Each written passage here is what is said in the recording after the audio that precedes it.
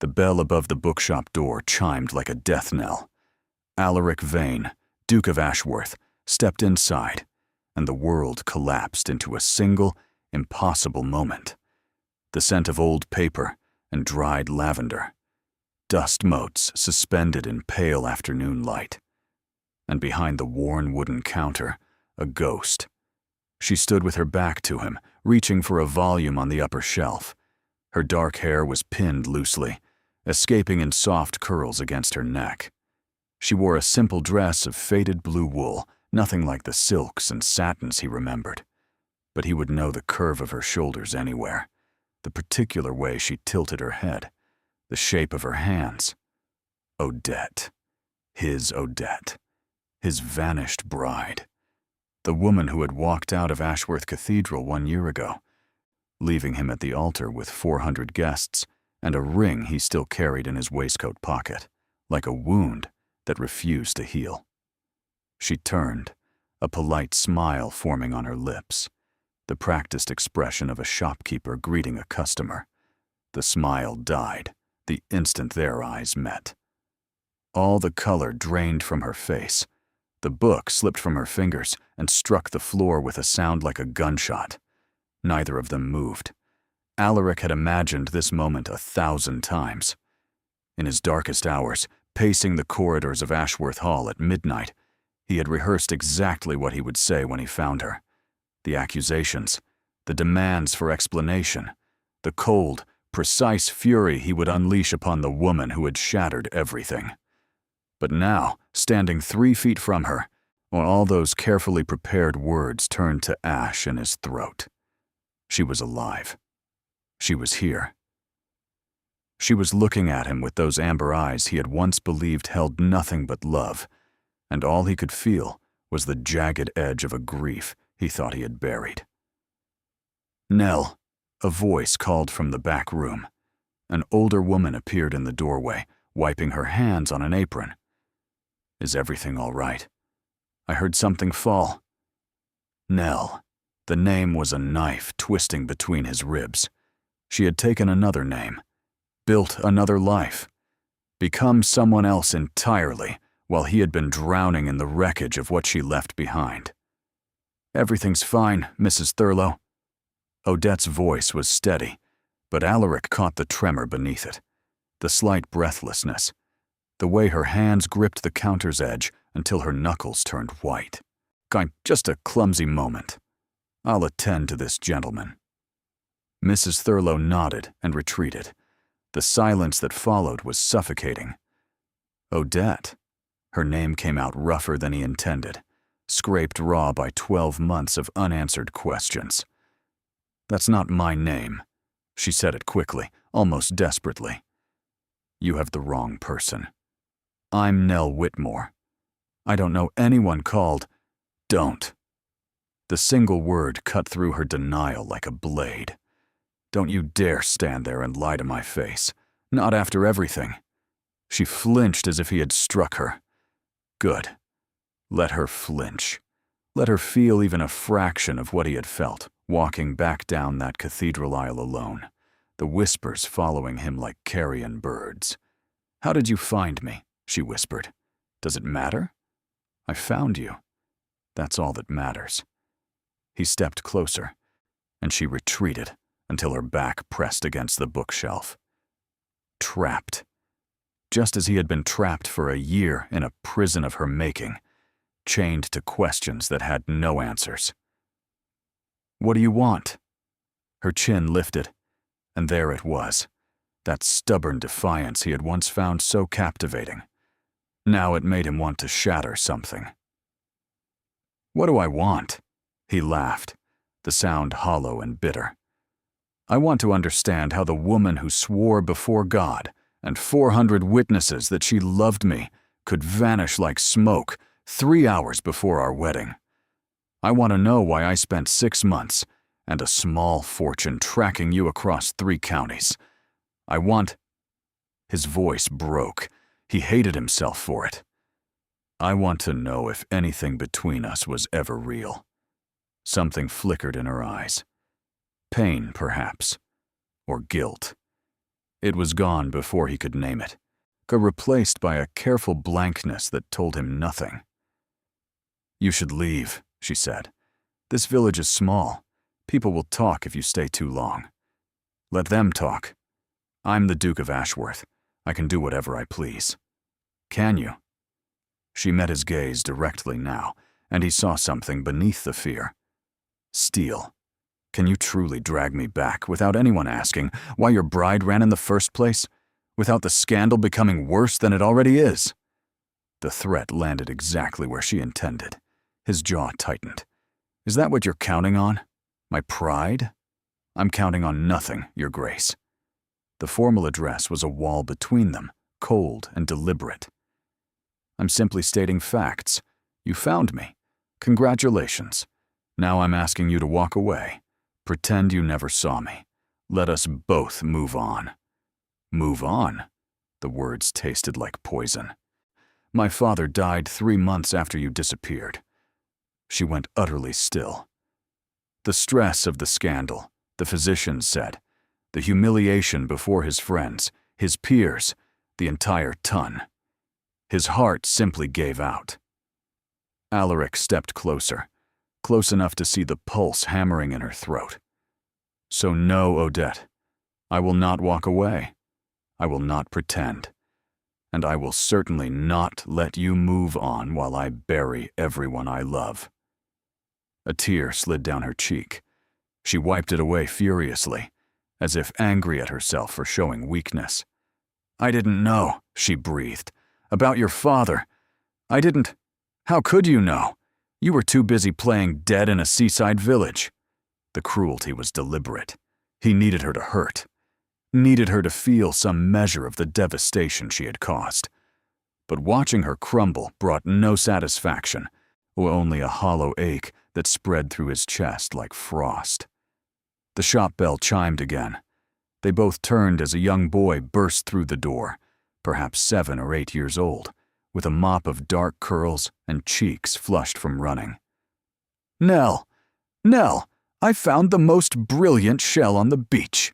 You have to see it. And it's absolutely—" The boy stopped mid-sentence, his eyes widening at the sight of Alaric. Then he looked at Odette, and something passed between them, a silent communication that made Alaric's blood turn to ice. "Go upstairs, Theo," Odette said quietly. "Right now. I'll be up in a moment. But now." The boy obeyed, but not before casting one last curious glance at Alaric. His eyes were blue, startlingly vivid, framed by lashes as dark as his curls. The realization struck Alaric like a physical blow. He turned slowly to face her, his voice barely a whisper. "Odette, who is that boy?" She said nothing, but her silence told him everything. The world tilted beneath Alaric's feet. He reached for the counter to steady himself, his mind refusing to process what his eyes had just seen. That boy, those blue eyes, that dark, unruly hair so like his own had been at that age. "Answer me!" His voice came out strangled, unrecognizable. "Who is he?" Odette's face was a mask of carefully controlled terror. "He's none of your concern. None of my—" Alaric broke off, a harsh laugh escaping him. "He has my eyes, Odette, my grandmother's eyes, the vain eyes that have marked every heir for 6 generations, blue as a winter sky, unmistakable. Do you truly expect me to believe? Believe whatever you wish." She moved toward the back room, onto toward the stairs where the boy had disappeared. "It changes nothing." He caught her arm before she could escape. Not roughly, though every muscle in his body screamed for violence.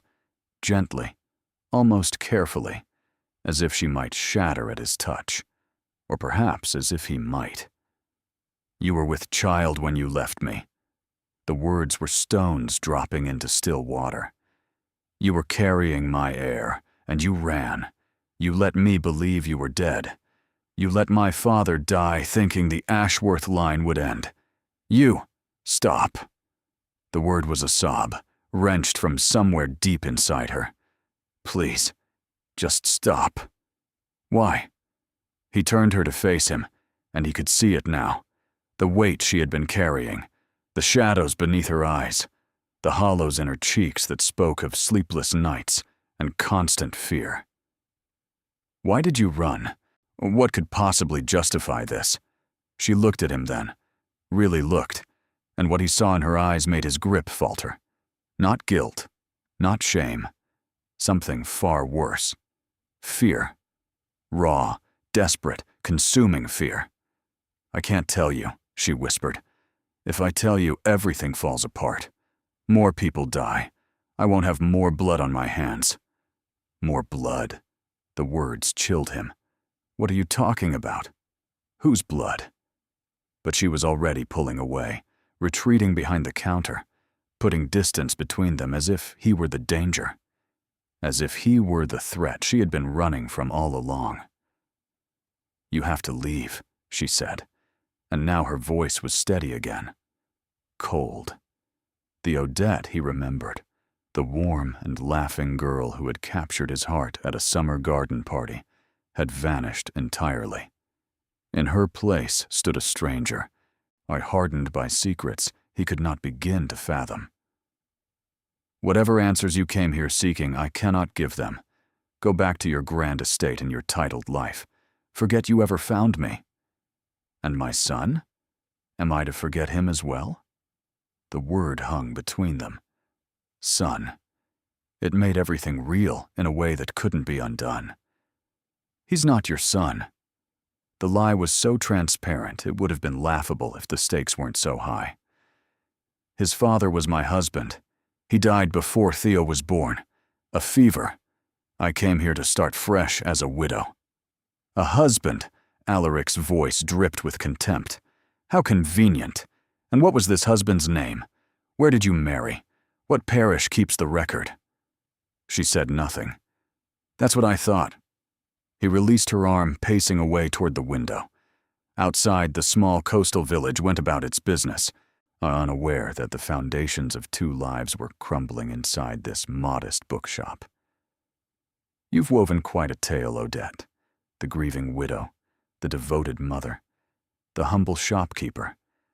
I wonder what these good people would say if they knew the truth. You wouldn't. But her voice wavered. Wouldn't I? He turned back to face her. You forget who I am, what I'm capable of. I have lawyers, investigators, resources you cannot imagine. I could have your little fiction dismantled within a fortnight. I could take that boy, and— No! The word came out like a blade. She moved faster than he expected, placing herself between him and the staircase, a mother wolf defending her cub. You will not touch him. You will not take him from me. I don't care if you're the King of England himself. That child is mine, and I will die before I let you. I don't want to take him from you. The admission surprised him as much as it surprised her. He hadn't known it was true until he said it. She stared at him, chest heaving, eyes wild. What? I want answers. He forced himself to speak calmly, though his heart was pounding against his ribs. I want to understand why the woman I loved destroyed my life and then vanished. I want to know what you're so afraid of, that you would raise my child in hiding rather than come to me. I want— He paused, searching for words that wouldn't come. I want to know if there's anything left worth saving. Something shifted in her expression. The hardness cracked, just slightly, just enough to glimpse the woman beneath. There's nothing left, she said quietly. You're looking for a woman who no longer exists. Odette Fairborn died the day she walked out of that cathedral. I'm Nell Whitmore now. I have a son to protect, a life to maintain, and nothing you can offer will make me risk either. Protect from whom? He stepped toward her again. What are you afraid of, Odette? Tell me, and I swear on my father's grave, I will protect you. Both of you. Whatever it takes. For a single, trembling moment, he thought she might tell him. Her lips parted. her eyes filled with something that might have been hope or despair. Then a knock sounded at the shop door. They both froze. Through the window, Alaric could see a man on the doorstep. Tall, broad-shouldered, dressed in rough working clothes. He knocked again, more insistently. "Nell!" The man's voice carried through the door. "Nell, are you all right in there?" "Mrs." Thurlow said there was a stranger asking questions. Odette's face went white as bone. "You need to hide," she breathed. "Now! The back room. Please, Alaric, for once in your life, don't argue. Just go." The use of his Christian name, the first time she had spoken it since he arrived, shocked him into compliance. He moved toward the back room, but not before catching her arm one final time. "This isn't over," he said quietly. "Not by half." "I know," she whispered. And for a moment, just a moment, her hand covered his. "I never thought it was." From the shadows of the back room, Alaric watched. The man who entered was perhaps 35, handsome in a weathered way, with calloused hands and sun-darkened skin that spoke of honest labor. A fisherman, most likely, or perhaps a farmer. He looked at Odette with a familiarity that made Alaric's jaw clench. "There was a carriage on the coast road," the man said. "Fine horses, London make by the look of it. Mrs. Thurlow said a gentleman came into the shop asking questions. Just a traveler." Odette's voice was perfectly steady. "Lost his way to Whitby. I gave him directions. He left." The lie came so easily. Alaric wondered how many others she had told. The man, whatever his name was, did not seem entirely convinced.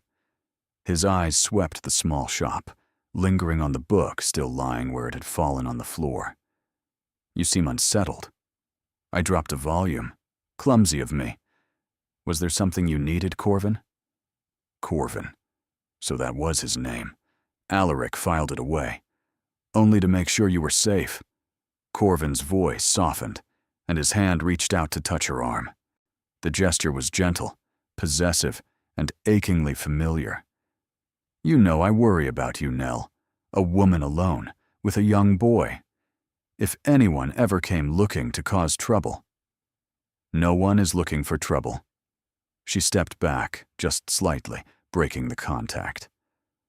"I appreciate your concern, truly. But Theo and I are perfectly fine." Corvin's expression flickered with something like hurt, quickly masked. "Of course. I'll let you get back to your work then. But you'll come to the midsummer gathering this weekend. The whole village will be there. Theo was asking about the bonfires." "Perhaps." Her smile was polite but distant. "We'll see." He nodded, lingering for a moment longer, before finally taking his leave. The bell chimed as the door closed behind him. Alaric waited a full 30 seconds before emerging from the back room. "Von your protector?" he asked, unable to keep the edge from his voice. "A neighbor? A friend?" Odette busied herself with tidying the counter, refusing to meet his eyes. "Nothing more. He seems to wish it were more. What Corvin wishes is his own affair." She finally looked at him, and the vulnerability he had glimpsed earlier was gone, replaced by steel. "You shouldn't have come here. Every moment you stay puts us both in danger." "Then tell me why." He closed the distance between them, stopping just short of touching her. "Tell me what you're running from, and I'll find a way to stop it. I have resources, influence, the full weight of a dukedom at my command. Whatever threatens you cannot be stopped by titles or money." Her voice cracked. "Don't you think I would have come to you if it could? Don't you think I wanted to?" The admission hit him like a blow. "You wanted to come back?" "Every single day." Tears spilled down her cheeks now, and she made no move to wipe them away. "Every morning, I wake in this narrow bed, in this tiny room, above a bookshop, and I think of Ashworth Hall, the gardens where you proposed, the library where we used to read together, The life we were supposed to have. Her voice broke entirely. I think of you, Alaric. Every single day, I think of you, and it destroys me. He couldn't breathe. For 12 months, he had told himself she left because she didn't love him, because their engagement had been a lie, because he had been a fool to believe any woman could truly want him for himself rather than his title. But this was worse. This was a woman who had loved him and left anyway. A woman who had chosen exile and hardship over the life they had planned. What could possibly be worth that sacrifice? "Come back with me," he said. The words came out before he could stop them. "Not forever. Not yet. Just come to Ashworth for 1 month. Face whatever consequences await you there. Give me time to understand what happened, what you're afraid of. And if at the end of that month you still want to disappear, He swallowed hard. "I'll let you go. I'll provide for you and the boy. Set you up somewhere far from here, somewhere no one will ever find you. I'll never trouble you again." She stared at him as if he had lost his mind. "You're asking me to walk back into the life I fled, into the society that will tear me apart, into the reach of—" She stopped abruptly. "Into the reach of whom?" He seized on the slip. Who are you afraid of, Odette? Give me a name. Just one name, and I swear, I can't." She pressed her hands to her face, and he could see her trembling. "You don't understand. The moment I set foot in London, the moment anyone knows I'm alive, it starts again. The danger, the threats, everything I ran from. Then let me protect you." He took her hands, pulled them away from her face, and forced her to look at him. "Whatever it is, we face it together. You and me and our son. The way it should have been from the beginning. Our son." She laughed, the sound raw and broken. "You don't know him. You don't know his favorite book or his fear of thunderstorms or the way he cries for a father he's never met. You can't just appear and claim him as if— Then let me know him." His grip on her hands tightened. "Let me be his father. Let me be your husband, as I was always meant to be. Come back with me, Odette, please." The silence stretched between them, heavy with history and hurt and a desperate, impossible hope. 1 month, she finally said, "and I have conditions." His heart lurched. "Name them." "First, Theo stays with me. Always. No one separates us for any reason. If I decide to leave at the end of the month, he comes with me, and you make no legal claim on him. None. Done. Second, no one knows who I really am until I'm ready. As far as society is concerned, I'm a distant relation come to stay at Ashworth. A widow. Respectable, but unremarkable. My true identity stays hidden until I decide otherwise." He hesitated. This would be difficult. There would be questions, whispers, speculation. But he nodded. "Done. Third." She met his eyes, and what he saw there made his blood run cold. "If I tell you to run, you run. No questions, no heroics. You take Theo, and you disappear, and you don't look back. No matter what you see, no matter what happens to me. Odette, promise me." Her voice was fierce. "Promise me, or I don't go. I don't care about myself, Alaric. I stopped caring about myself the day I walked out of that cathedral. But that boy upstairs is everything. Everything. And if the danger finds us again, I need to know you'll save him, even if it means leaving me behind." The request was horrifying. The implication even more so. What kind of threat demanded such a promise? What had she been living with for the past year? But he could see she would not bend. This was her condition, her line in the sand. "I promise," he said quietly, "though I don't intend to let it come to that." Something in her shoulders relaxed. "Then we have an agreement." He extended his hand, just as he had done in a sunlit garden 2 years ago, when he had asked her to marry him, and she had said yes without hesitation. She looked at his outstretched palm for a long moment. Then she took it, her grip firm, and her skin warm against his. "When do we leave?" she asked. "Tomorrow morning. I have a carriage waiting at the inn." She nodded, her face pale but resolved. "I'll need tonight to settle my affairs. Make arrangements with Mrs. Thurlow for the shop. Pack what little we have." "Of course." She released his hand and turned toward the stairs, toward the boy waiting above, toward the son Alaric had never known existed until an hour ago. "Odette," he called after her. She paused, but did not turn. "Whatever you're running from," he said, "you're not running alone anymore." For a moment he thought she might respond, might turn back and say something that would bridge the chasm between them. Instead, she simply climbed the stairs and disappeared into the shadows above. Alaric stood alone in the small bookshop, surrounded by dusty volumes and the scent of lavender, and made a silent vow. He had lost her once. He had buried his father believing his line would die with him. He had spent a year in a prison of grief and unanswered questions. He would not lose her again. The carriage crested the final hill as the afternoon sun broke through the clouds, and Ashworth Hall revealed itself like a dream half remembered. Odette pressed her hand against the window, her breath fogging the glass. She had forgotten how beautiful it was, the honey-colored stone glowing warm in the light, the sweeping lawns rolling down to the ornamental lake, the ancient oaks standing sentinel along the drive, their branches heavy with summer green. She had almost been mistress of all this, almost walked these halls as a duchess, almost raised her son in these gardens, taught him to ride on these fields, and watched him grow into the legacy that should have been his birthright. Instead, she had chosen a cramped room above a bookshop and the constant gnawing fear that one day the past would find her. Today, it had.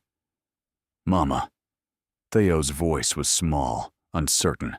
He sat beside her, his face pressed to the opposite window, eyes wide as saucers.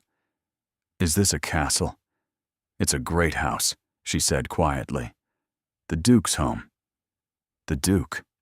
Theo tested the word carefully. "The man from the bookshop? The one with the sad eyes?" Odette's chest tightened. Trust a child to see what adults tried so desperately to hide. "Yes, darling. That man. Why are his eyes sad? Because I broke his heart, because I let him believe I was dead, because I stole his son and his future, and gave him nothing but questions in return." "Some people carry heavy burdens," she said instead, "even when they smile." Theo considered this with the gravity only a 7-year-old could muster. "Maybe we can help him carry them." The innocence of it nearly undid her.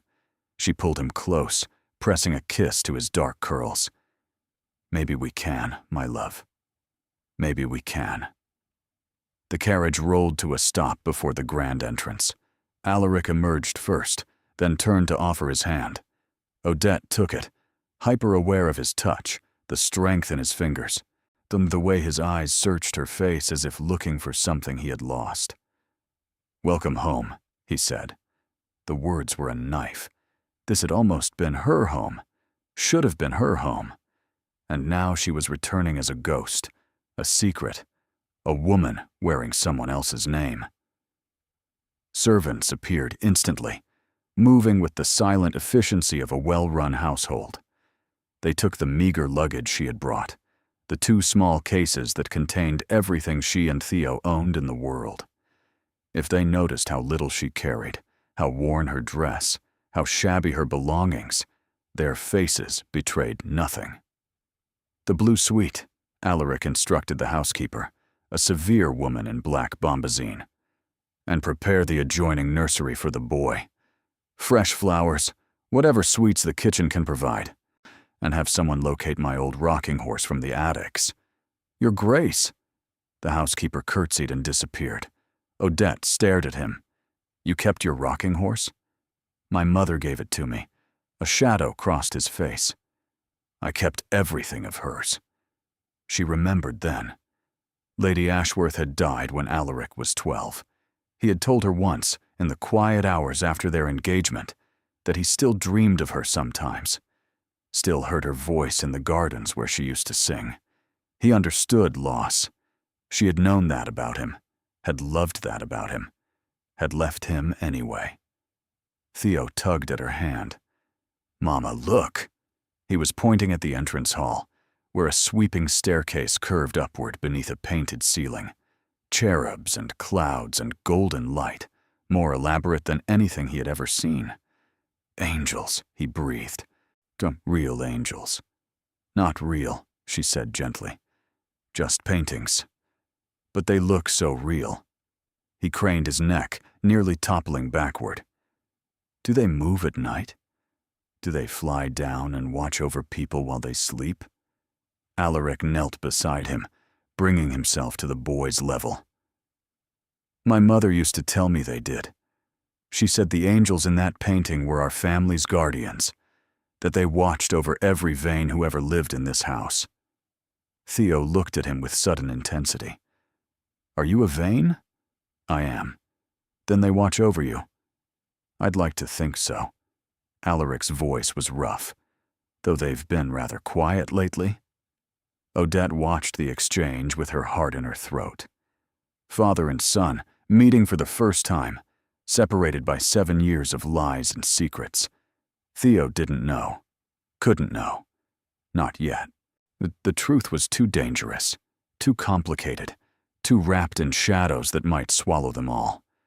But watching them together, seeing the same stubborn set of the jaw, the same thoughtful furrow of the brow, she felt the weight of her deception like a stone around her neck. Come, Alaric said, rising. I'll show you to your rooms. You'll want to rest before dinner.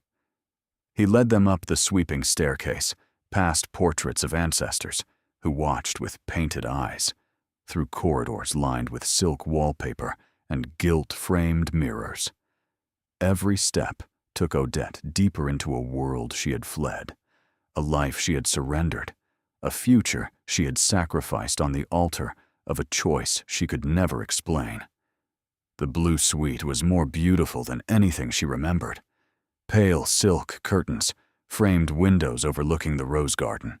On a 4-poster bed dominated one wall, draped in fabric the color of a summer sky.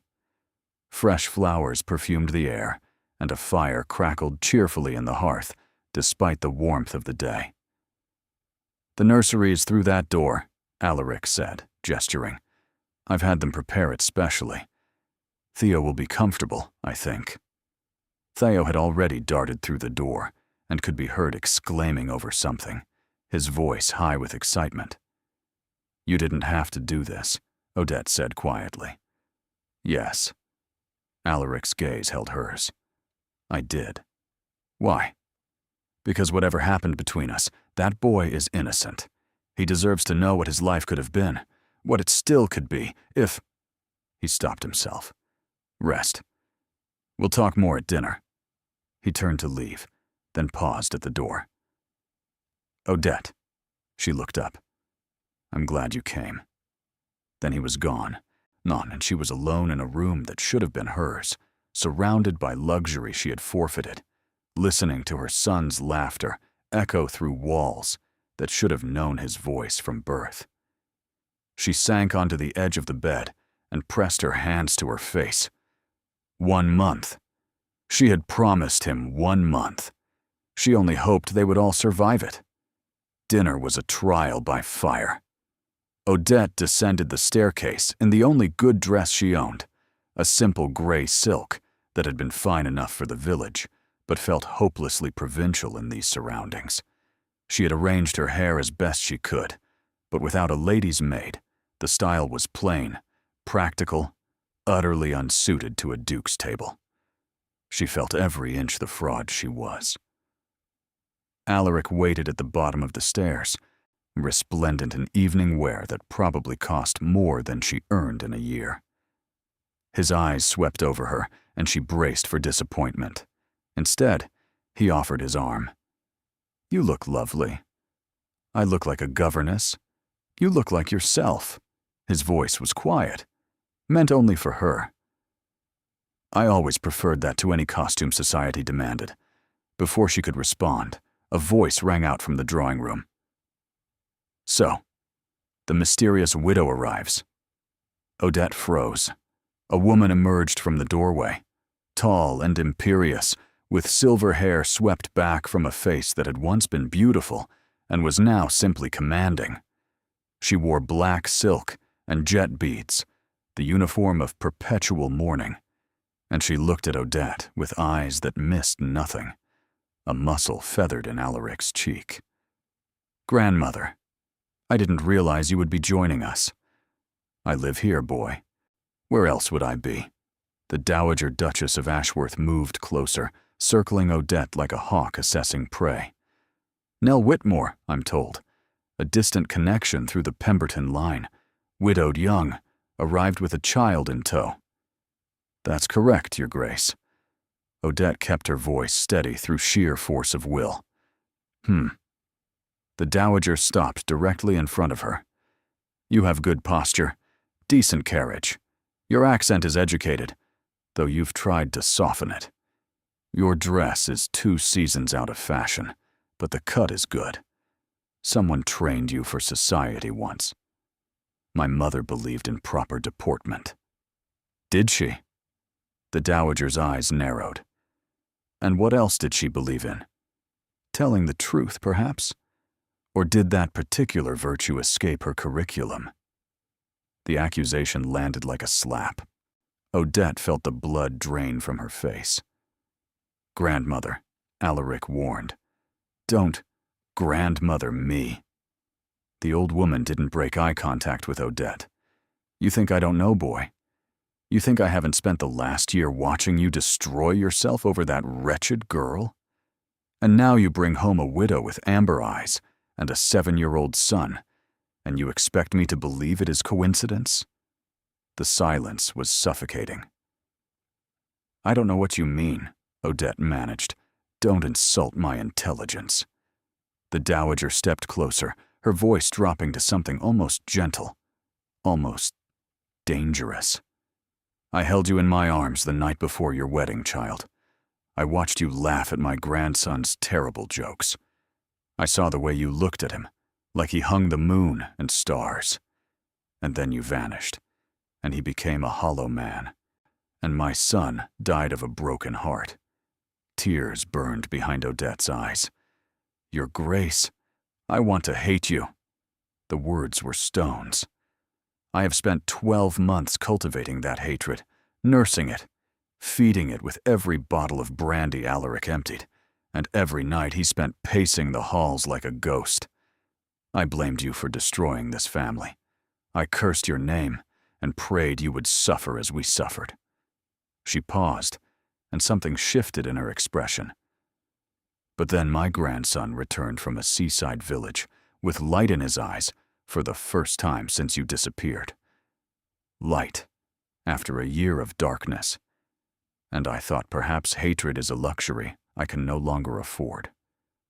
Odette couldn't speak, couldn't move, couldn't do anything but stand there as the Dowager peeled away every defense she had built. I don't forgive you," the old woman continued. "I may never forgive you.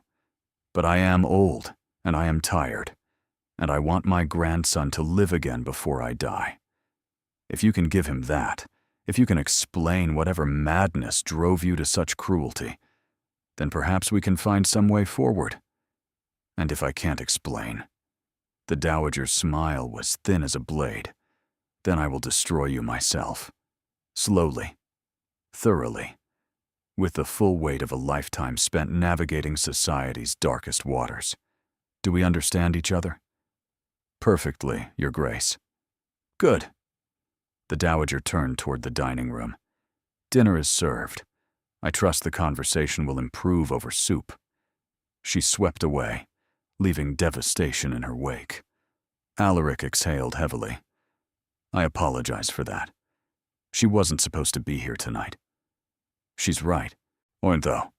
Odette's voice was barely a whisper. Every word she said. I did destroy you. I did ruin everything. And I can never explain why. Can't? Or won't? She looked at him, and the words rose to her lips. The truth, finally, after all this time. The real reason she had fled. The danger that had followed her. The threats that had haunted every moment of the past year. But the dowager's words echoed in her mind. My son died of a broken heart. If Alaric's father had died from the mere scandal of her disappearance, what would happen when the full truth emerged? When the real threat showed its face? She couldn't risk it. Not yet. Not until she understood whether returning had been madness or salvation. Won't, she said quietly. Not yet. But I hope someday. Someday. He offered his arm again. Well, I suppose I'll have to accept that for now. They walked into the dining room together, where the dowager waited like a spider in her web, and Odette prepared to endure the longest meal of her life.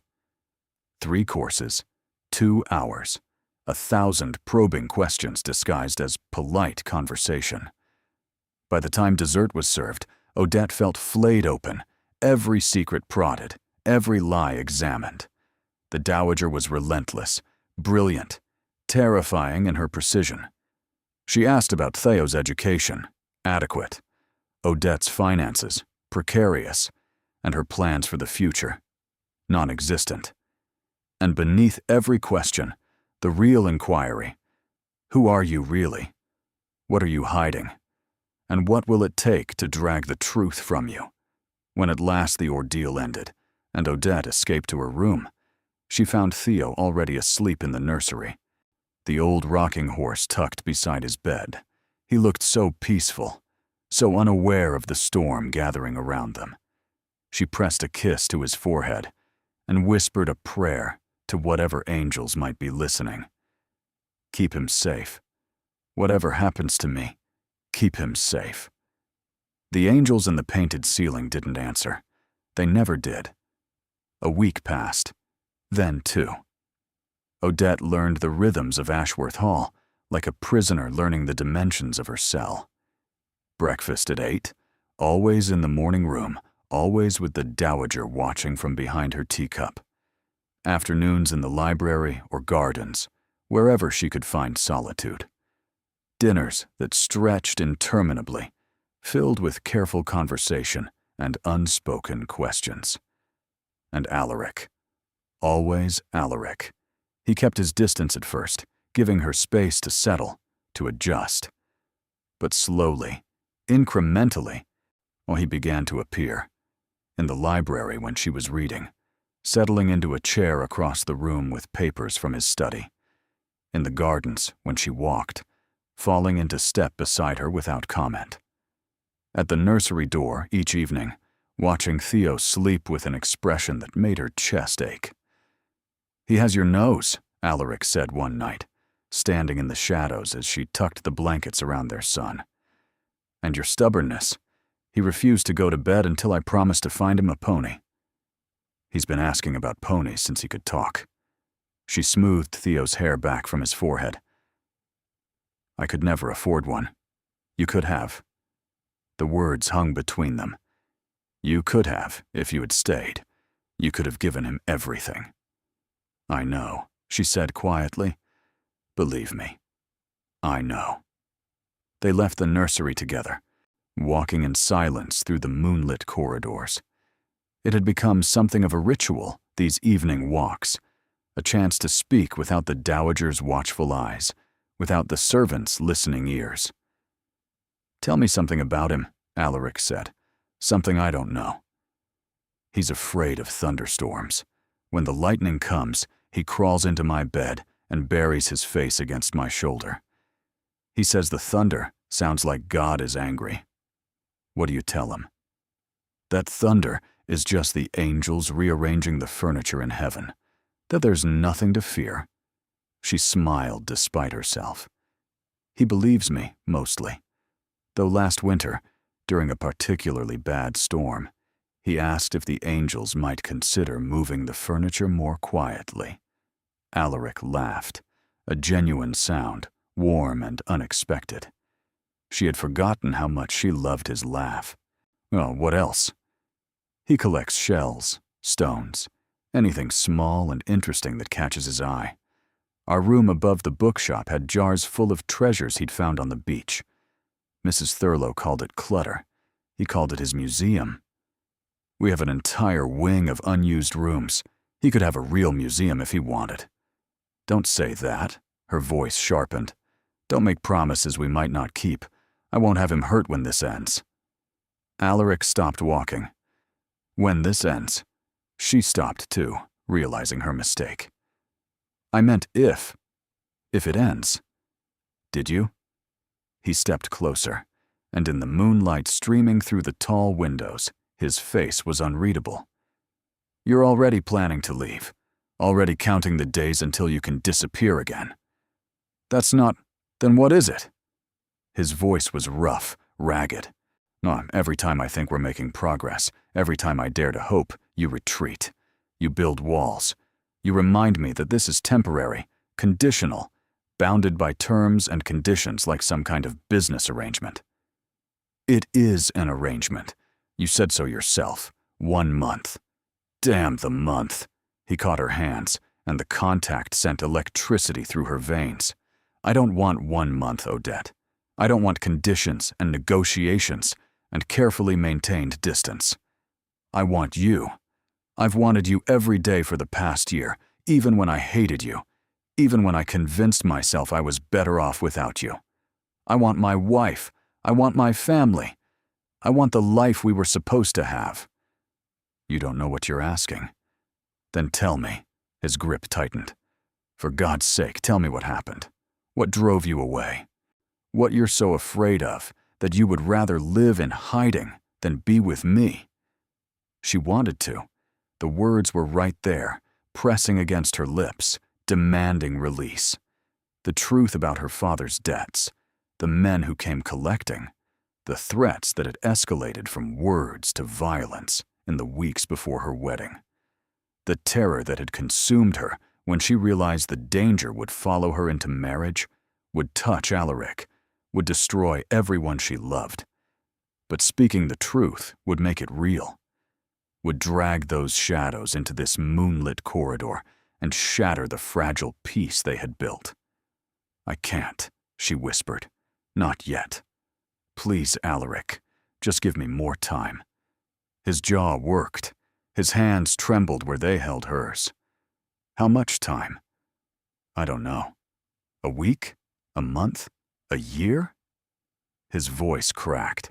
No, I've already waited a year, Odette. I buried my father without understanding why you left. I stood in empty rooms and wondered if I had imagined everything between us. How much more am I supposed to endure? I'm sorry. The tears came now, sliding down her cheeks. I'm so sorry. I never meant for any of this. I thought I was protecting you. I thought if I just disappeared, the danger would follow me, and you would be safe. What danger? He released her hands, cupping her face instead, forcing her to meet his eyes. What danger, Odette? Tell me and let me protect you. That's all I've ever wanted. To stand beside you. To face whatever comes together. She opened her mouth to answer. A scream shattered the silence. Theo. They ran together, hearts pounding, feet flying across polished floors.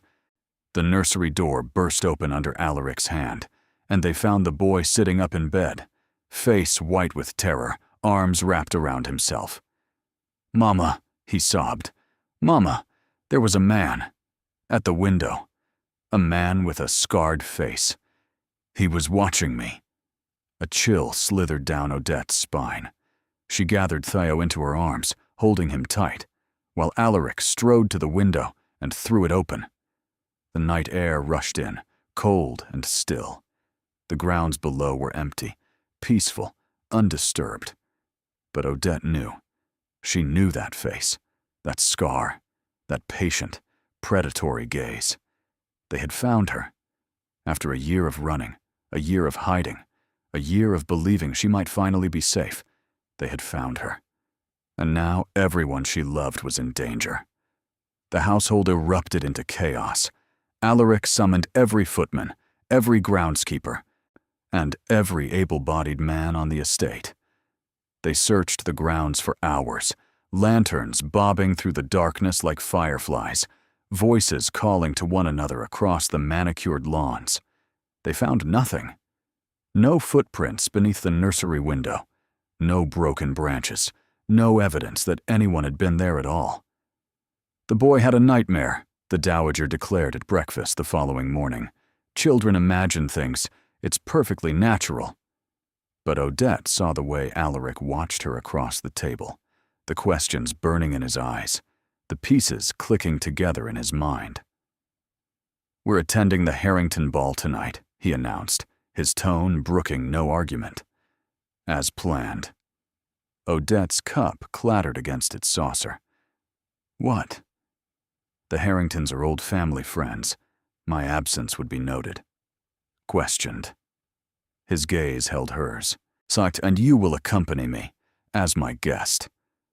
"Alaric, after what happened, I want you where I can see you." His voice dropped, meant only for her. "If someone is watching this house, watching my son, I want them to know that you are under my protection. Publicly.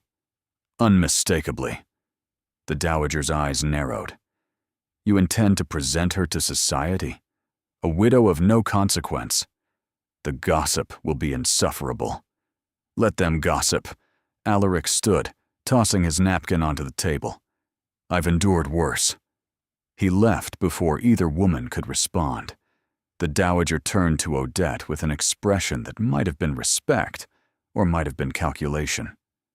"Well, it seems my grandson has made his intentions clear. I suggest you find something suitable to wear. The Harrington ball is not a village assembly." Hours later, Odette stood before the mirror in her borrowed room, wearing a gown she had never seen before. Deep burgundy silk, elegant and understated, with delicate beading that caught the candlelight. A lady's maid had appeared that afternoon, sent by Alaric without explanation, and had transformed her hair into an elaborate arrangement of curls and pins. She looked like a duchess. She felt like a fraud. Theo had been installed in the nursery, with 2 footmen stationed outside his door, and strict instructions to alert the household if anything seemed amiss. He had accepted the arrangement with surprising equanimity, more interested in the picture books Alaric had produced from the library than in the drama swirling around him. "You look beautiful, Mama," he had said, when she came to kiss him goodbye. "Like a princess." "Not a princess," she had whispered, holding him tight. "Just your mother." Now, descending the grand staircase to where Alaric waited, she felt every eye upon her. The servants, carefully neutral. The dowager, assessing. And Alaric himself, watching her approach with an expression that made her pulse stutter. "Magnificent," he said quietly, offering his arm. "I'm terrified." "Good. It will keep you sharp." He led her toward the waiting carriage. "Stay close to me tonight. Smile when spoken to. Reveal nothing. And if anyone asks about your connection to the family, I'm a distant relation through the Pemberton line, widowed young, visiting for the season." "Perfect." The Harrington estate blazed with light, carriages queuing along the drive, music spilling from open windows. Odette had attended balls before, in her previous life, before everything fell apart. But nothing had prepared her for this. The sheer opulence, the glittering crowd, the weight of 1,000 curious stares as she entered on the arm of the Duke of Ashworth. "They're looking at us," she murmured. "They're looking at you." Alaric's hand covered hers on his arm. "And wondering who captured my attention after a year of refusing every invitation, every matchmaking scheme, and every eligible young lady thrown in my path. You refused them all? I was otherwise occupied. His eyes met hers, searching for a ghost. Before she could respond, they were swept into the crowd. Introductions blurred together. Lady Harrington, effusive and curious. Lord Pemberton, whom she was supposedly related to, squinting at her as if trying to place her face. Younger sons and eligible daughters, on all of them watching, assessing, wondering. And then, cutting through the crowd like a shark through water, a face she recognized. Lady Margot Whitley, the woman who had been Alaric's closest confidant before Odette's arrival. The woman who had stood beside him at the engagement party, smiling through gritted teeth. The woman who had made it abundantly clear, in 100 small ways, that she considered herself the rightful future Duchess of Ashworth. "Alaric, darling," Lady Margot swept forward, pressing a kiss to his cheek with practiced familiarity. "How wonderful to see you finally emerging from your hermitage. We were all so worried." Her gaze slid to Odette, sharp as glass. "And you've brought a guest. How unexpected." "Lady Margot," Alaric's voice was cool. "May I present Mrs. Nell Whitmore, a distant relation visiting for the season?" "Whitmore." Lady Margot tasted the name like something sour. "I don't believe I know the family." "We're rather obscure," Odette said pleasantly. "Country people, mostly.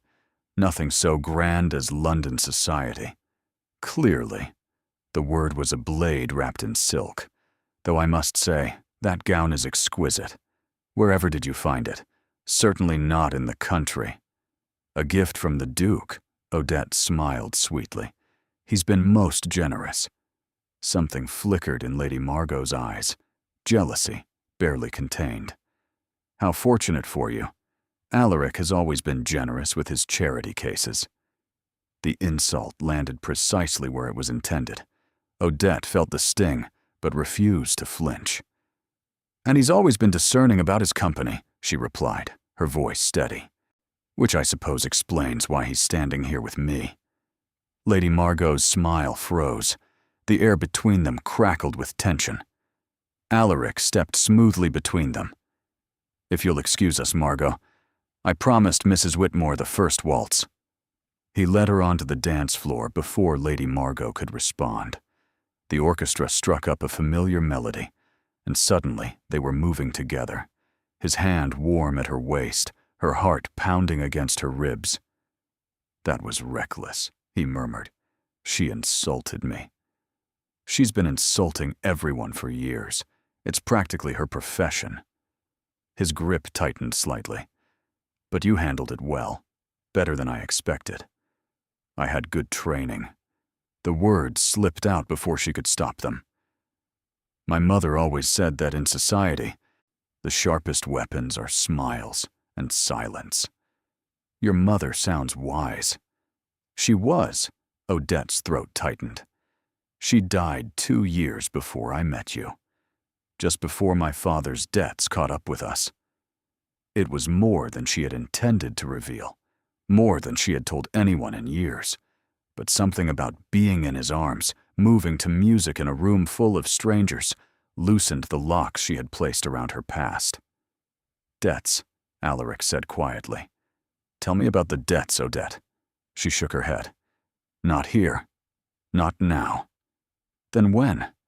How long do you expect me to wait while you carry this burden alone?" "Until it's safe." She met his eyes, willing him to understand. "Until I'm certain that speaking won't put everyone I love in danger." "Including me?"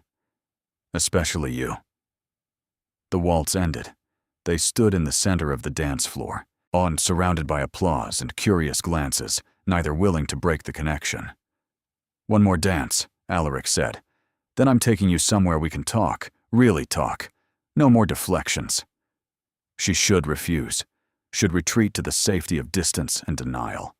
Instead, she heard herself say, "One more dance." His smile was worth every risk. The garden behind Harrington House was a maze of hedgerows and moonlight. Alaric led her through paths he seemed to know by heart, past fountains and statuary, until they reached a small pavilion overlooking an ornamental pond. The sounds of the ball faded to a distant murmur. Here, surrounded by roses and night-blooming jasmine, they were utterly alone.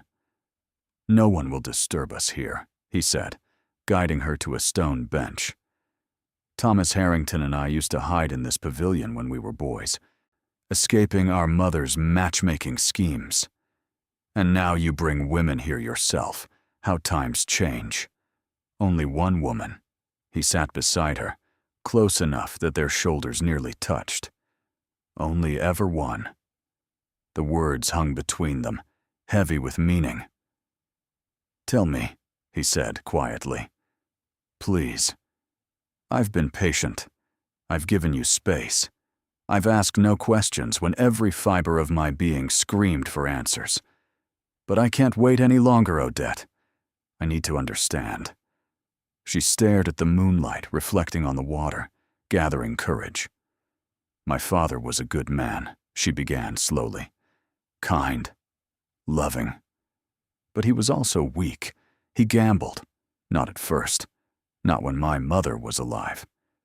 But after she died, he started spending evenings at gaming halls, trying to fill the emptiness. He lost everything.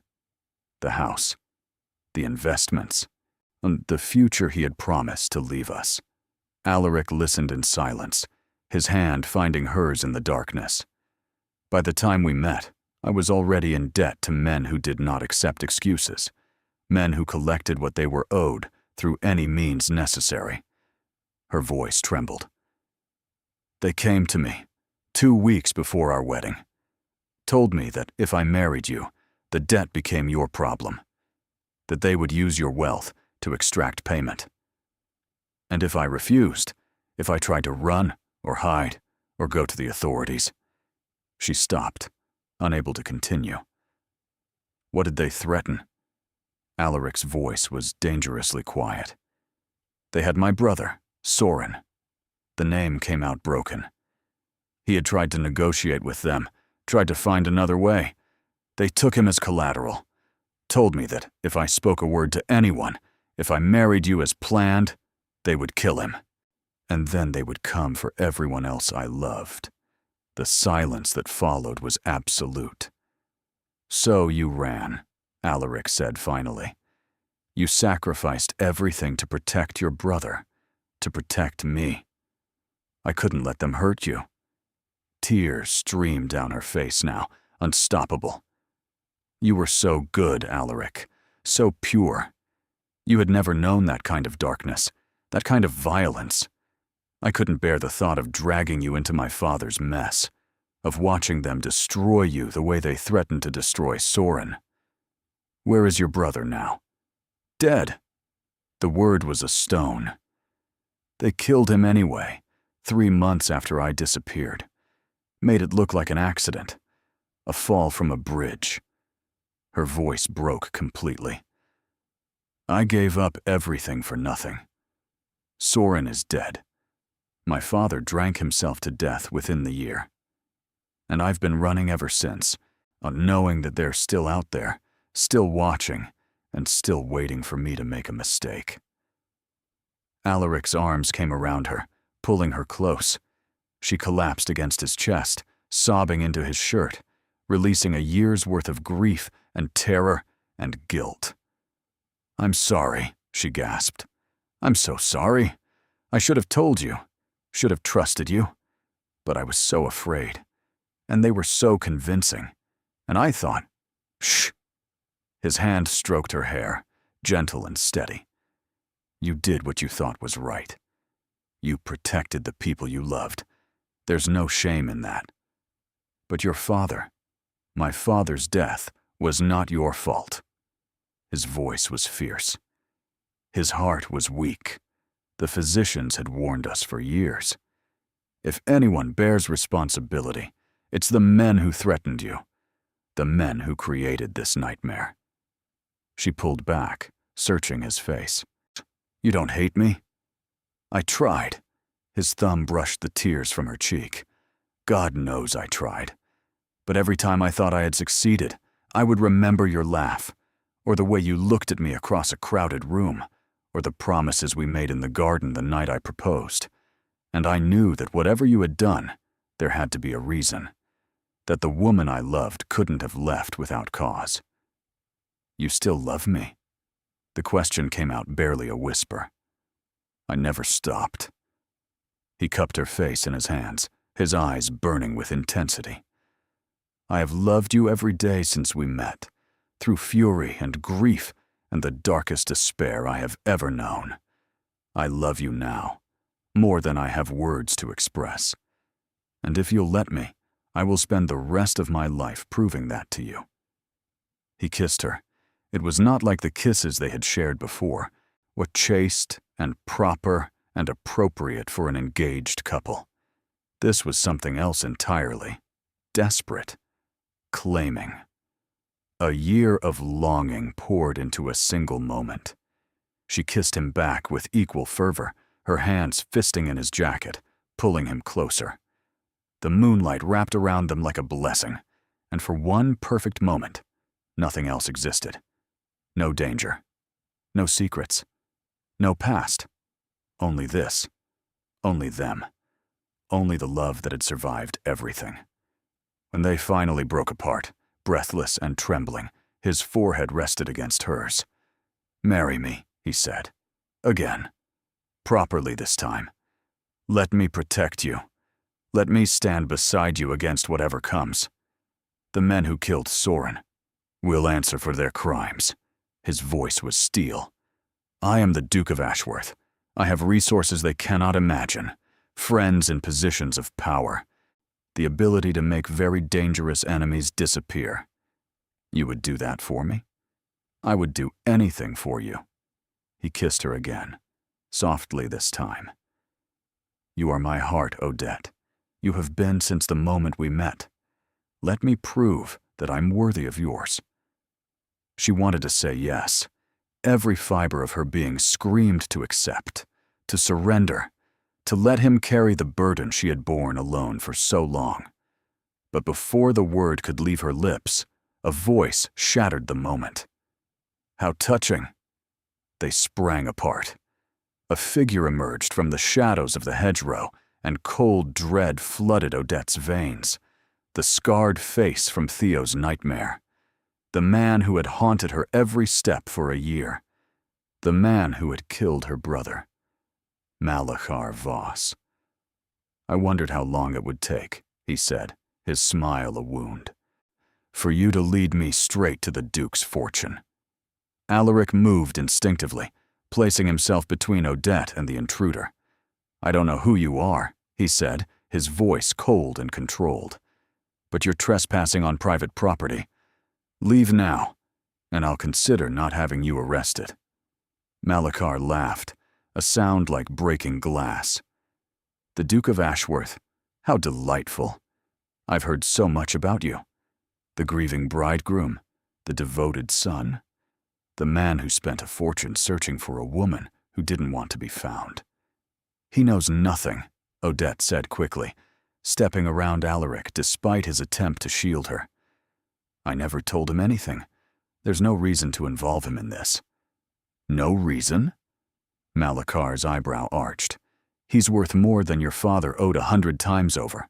That seems like an excellent reason to me. My father's debt died with him. With Soren, you have no claim on me anymore. Ah, but that's where you're wrong. Malachar stepped closer, and Odette saw the knife gleaming at his belt. Debts don't die, Miss Fairborn. They accumulate. Interest, penalties, the cost of tracking you across 3 counties, the inconvenience of watching you play house with a duke while I waited for the perfect moment. His smile widened. This seems like the perfect moment. What do you want? Alaric's voice was steady, but Odette could feel the tension radiating from him. What I've always wanted. Payment. Malachar's eyes fixed on Odette. You have until midnight tomorrow to deliver £50,000 to the old mill outside the village. Come alone. Speak to no one. And bring the boy. Odette's heart stopped. Theo has nothing to do with this. Theo has everything to do with this. The future Duke of Ashworth, raised in hiding by a runaway bride, that child is worth more than gold. Malakar's gaze shifted to Alaric. Unless, of course, the current Duke would prefer to handle matters directly. £50,000 is nothing to a man of your means. And if I refuse? Then the charming Mrs. Whitmore's true identity becomes public knowledge, along with certain documents that suggest she was complicit in her brother's criminal enterprises. Forgery, fraud, theft from some of London's most prominent families. Malakar shrugged. I have evidence enough to destroy her reputation utterly, to see her imprisoned, to take that boy and sell him to the highest bidder. You're bluffing, Alaric said. Am I? Malakar produced a sheaf of papers from his coat.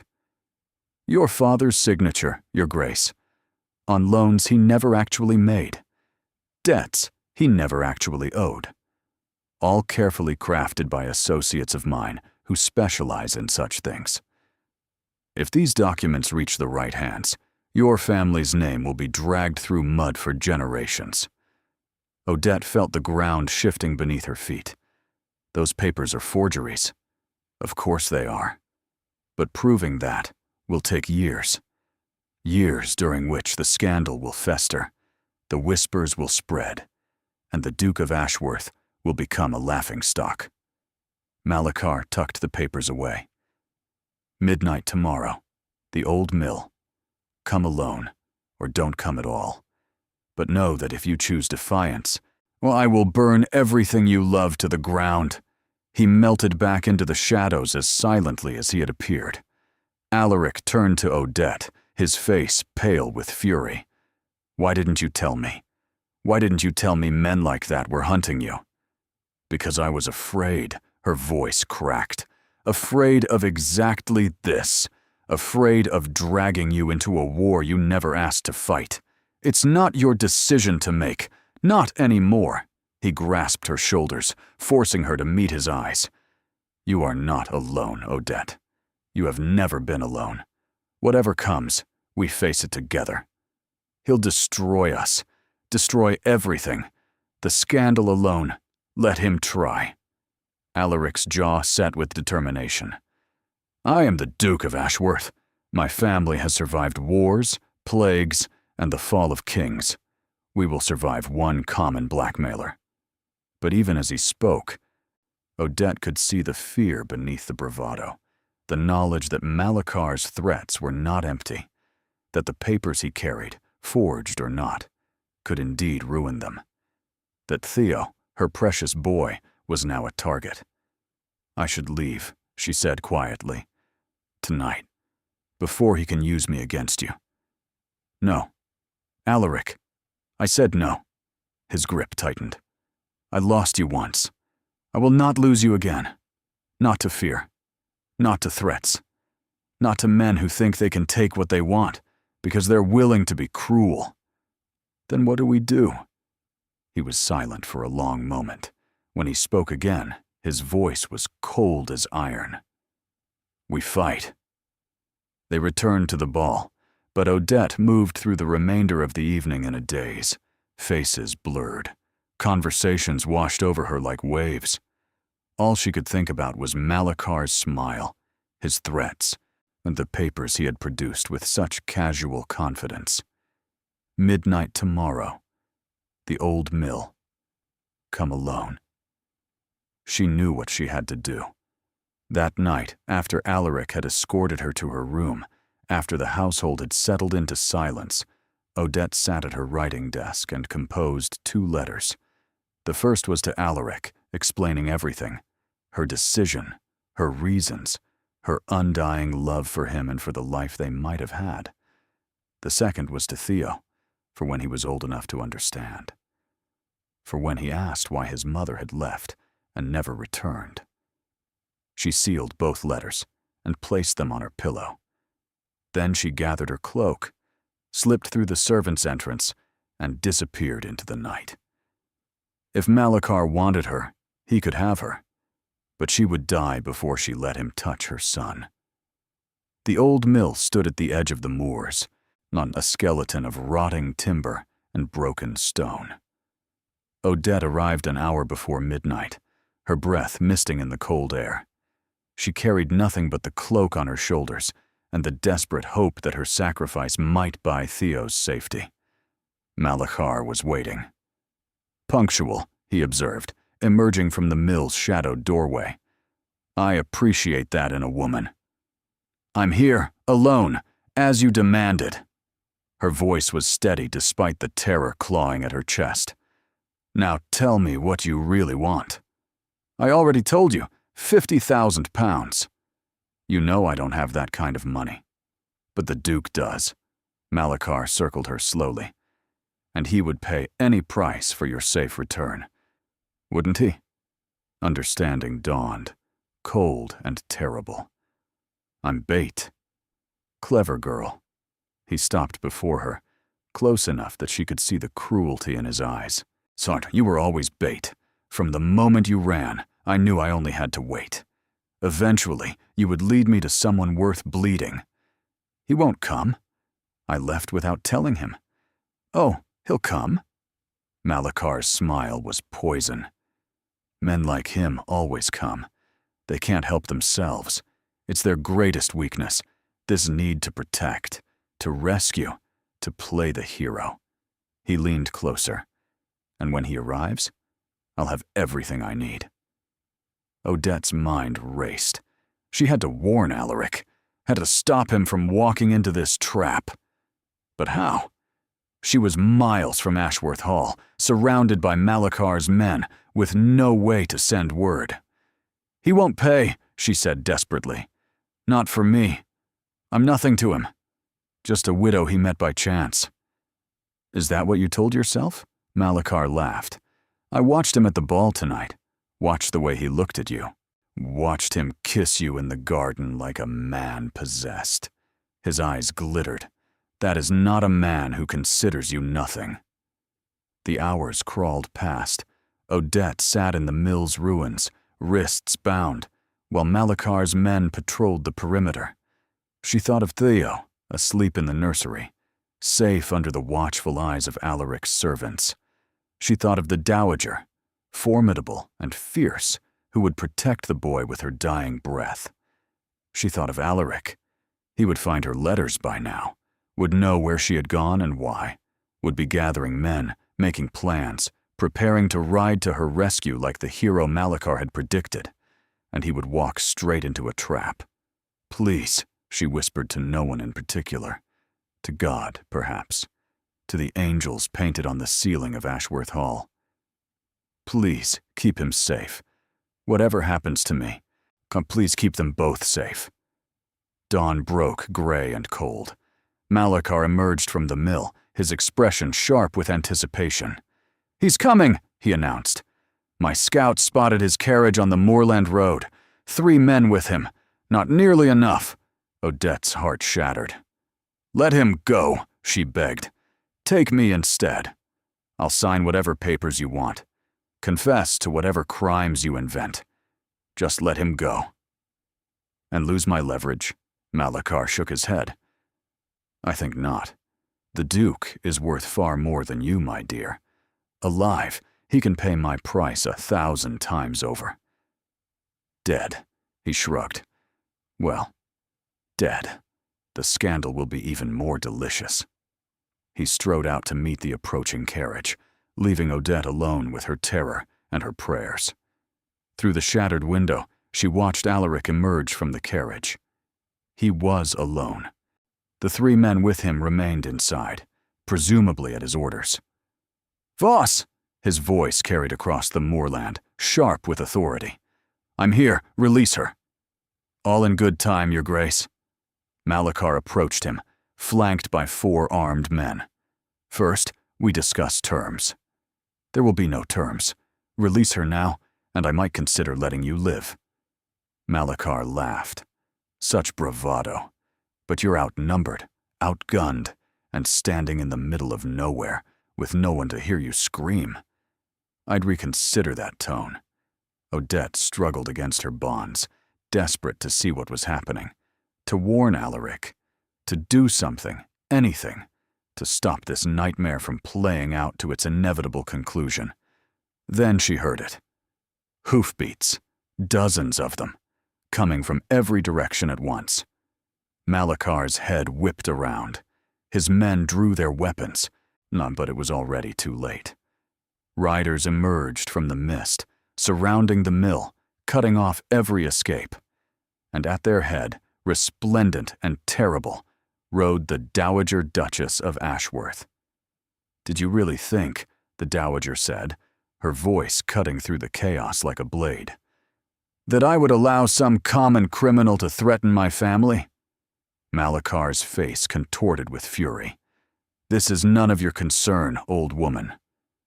"Everything concerning the House of Ashworth is my concern." She dismounted with surprising grace for a woman of her years.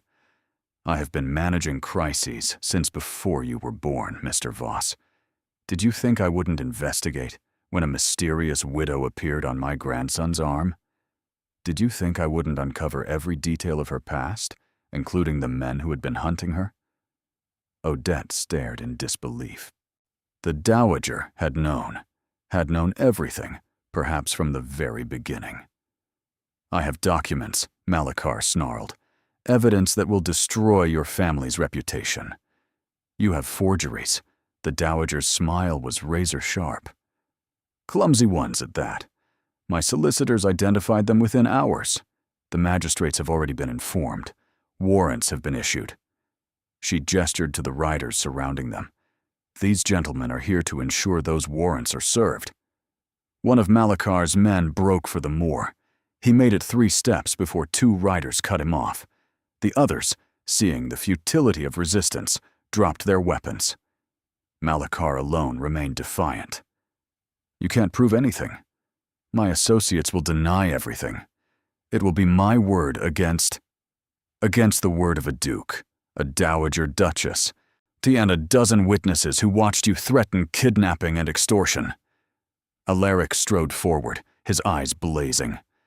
"Your word means nothing, Voss. It never did." For a moment, Odette thought Malakar might surrender.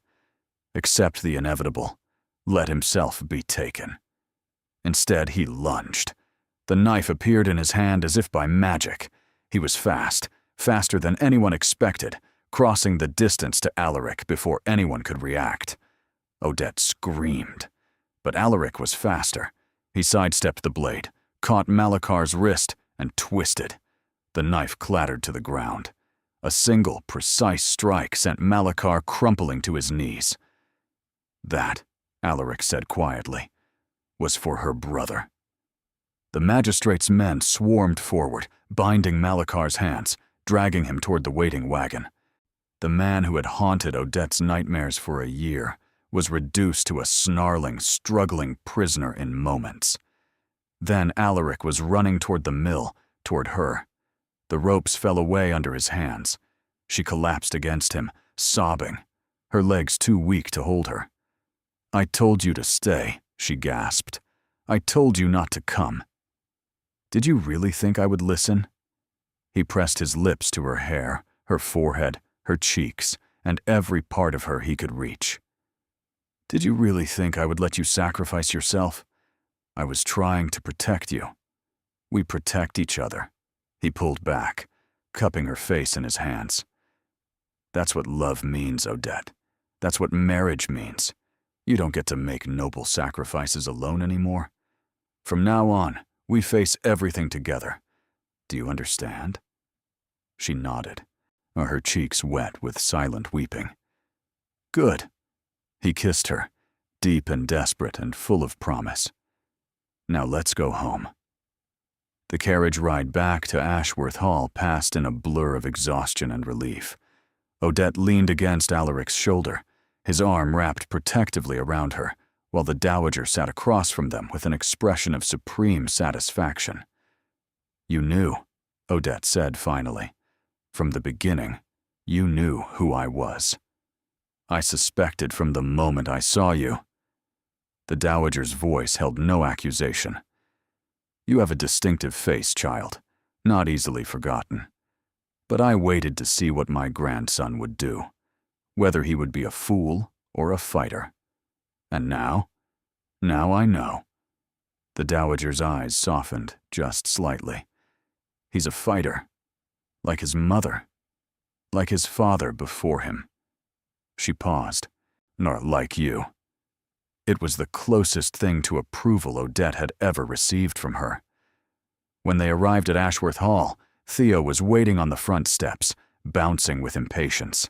The moment Odette emerged from the carriage, he launched himself into her arms. "Mama, you came back! Mrs. Penwick said you'd gone away, but I knew you'd come back. I told her you'd never leave me." "Never," she whispered, holding him so tightly she thought she might break them both. "I will never leave you again." Alaric stood beside them, his hand resting on Theo's shoulder. Father and son, together at last, united by the truth that no longer needed to be hidden. "Come inside," he said quietly. "All of you. There's something I need to say." They gathered in the drawing room, but the dowager, settling into her chair with imperial grace, while Odette sat on the sofa, with Theo nestled against her side. Alaric remained standing, his expression grave but resolved. "1 year ago," he began, "I stood in Ashworth Cathedral and watched the woman I loved vanish.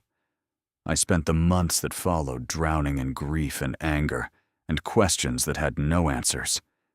I became a man I didn't recognize. A hollow man, going through the motions of life without actually living." He turned to Odette. "You gave me those answers. You showed me that you left, not because you stopped loving me, but because you loved me too much to let me share your danger. That kind of sacrifice humbles me." He knelt before her, taking her hands in his. "I asked you once to be my wife. You said yes, and then circumstances tore us apart. I'm asking you again now, son, with no secrets between us, no shadows hanging over our future. Odette Fairborn, will you marry me? Not as an arrangement, not as a solution to a problem, but as my partner, my equal, the love of my life." Theo looked up at her with wide eyes. "Mama, is he going to be my father?" She looked at her son, at the man kneeling before her, at the dowager watching with suspiciously bright eyes. "Yes," she whispered. "Yes, to both of you." Alaric's smile could have lit the entire hall. The wedding took place on a brilliant September morning, in the same cathedral where everything had once fallen apart. This time, she did not run. She walked down the aisle on steady feet, wearing a gown of ivory silk that the dowager herself had commissioned from London's finest modiste. Theo preceded her, carrying a velvet pillow bearing 2 simple gold bands. His face was solemn with the importance of his task. Alaric waited at the altar, his eyes never leaving hers. He looked as he had on that first day, handsome and commanding and utterly devoted. But there was something new in his expression now. "Peace. Dearly beloved," the vicar began. The words washed over Odette like music. She heard them, and she didn't hear them, too overwhelmed by the miracle of standing here, in this place where everything had fallen apart, watching it come back together. When Alaric spoke his vows, his voice was steady and sure. "I take thee, Odette, to be my wedded wife, to have and to hold from this day forward, for better, for worse, for richer, for poorer, in sickness and in health, to love and to cherish, till death do us part." She spoke her own vows through tears. "I take thee, Alaric, to be my wedded husband, to have and to hold from this day forward, for better, for worse, for richer, for poorer, in sickness and in health, to love and to cherish," she paused, "and to never run from again. as long as we both shall live." A ripple of soft laughter moved through the congregation. Alaric's smile widened. "With this ring, I thee wed." The band slid onto her finger. She placed its mate on his, and just like that, it was done. The vicar pronounced them man and wife, and Alaric kissed her with a tenderness that made her knees weak. The celebration that followed was the grandest Ashworth Hall had seen in a generation. The Dowager presided over the festivities with fierce pride. Lady Margot Whitley had declined to attend, sending her regrets from a sudden illness that everyone understood to be wounded pride. As evening fell and the guests departed, the new Duke and Duchess of Ashworth stood together on the terrace, watching the stars emerge. "Tell me something," Alaric said softly. "Anything." "That day in the bookshop, when I first walked through the door, what did you feel?" She considered the question carefully. "Terror. Shock. A desperate hope that you wouldn't recognize me." She paused. "And underneath all of that, relief. As if some part of me had been waiting for you to find me. I will always find you." He turned her to face him. "Wherever you go, however far you run, I will always come for you." She kissed him then, deep and slow, pouring into it all the love she had been afraid to feel. When they finally broke apart, Theo appeared in the doorway. "Mama? Father?" He tried out the word carefully. "Mrs. Penwick says I should go to bed, but I'm not tired." They tucked him in together, adjusting blankets and positioning pillows exactly as he demanded. "Tell me a story," Theo insisted. "A good one." Alaric settled onto the edge of the bed. "How about a story about a man who lost something precious and spent a year searching for it, and finally found it living under another name in a little bookshop by the sea? Does it have a happy ending?" Odette sat on the bed's other side, taking her son's hand. "The happiest," she said. "They all lived together in a great house with painted angels on the ceiling, and they were happy. Not always, not perfectly, but truly, deeply. The kind of happy that matters." Theo was asleep within minutes. Alaric took Odette's hand, leading her quietly from the nursery. They paused in the doorway, looking back at their son. "A year ago," he said softly, "I thought my life was over." "A year ago," she replied. "So did I." "And now?" She turned to face him, this man who had searched for her across counties, who had fought for her against enemies and conventions and his own grief. "Now," she said, rising on her toes to kiss him, "our life is just beginning." And in the bookshop by the sea, now closed and empty, a single volume remained on the shelf where Odette had stood when her old life ended and her new one began. The book's title, faded but still legible, gleamed in the moonlight. The Way Home. Some stories wrote their own endings. This one had written the best ending of all. "Thank you for being here. You are the reason these stories exist, because you believe in love that finds its way back, in people who fight for second chances, in endings that feel earned and true. Your presence makes this space warm and welcoming, and I'm grateful for every moment you spend with these characters. Do you have a favorite line or scene? Your engagement helps me understand what moves you, what keeps you listening, and what kinds of stories to create next. Consider subscribing if you'd like more emotional romances with depth and genuine character growth. Thank you for being here. You make this community what it is.